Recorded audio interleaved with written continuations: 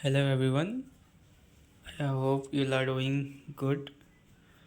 Today we are going to look about the NPTEL course Sustainable Engineering Concept and Life Cycle Analysis as requested by one of my subscriber.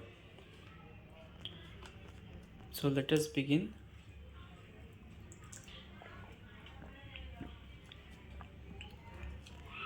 We are going to look about the week 1 assignment 1 solution. Due date is 5th February 2025. You can see the question numbers and the solution, guys.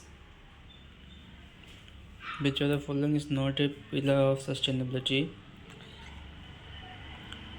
According to the IPAT equation, what happens if technology remains static while population and affluences grow? Which energy sources has the highest water consumption for energy production per million BTU? What is the primary difference between materials management and waste management? What is the main goal of life cycle thinking? What is the largest source of energy loss in fossil fuel based power generation? What is the typical efficiency of an incandescent lamp? Which of the following environmental impacts is not associated with fossil fuel combustion? What does indirect material flow refer to in material use analysis? What is the main difference between cradle to grave and cradle to cradle life cycle approaches?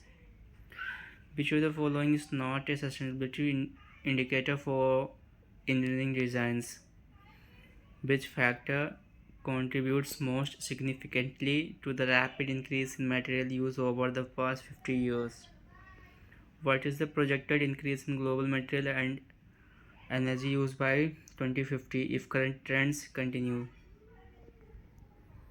The population of country is 100 million and the affluence is $10,000 GDP per capita. The technology factor is 0.5 tons of CO2 emissions per dollar 1000 GDP. Calculate the environmental impact. A country aims to maintain its environmental impact constant at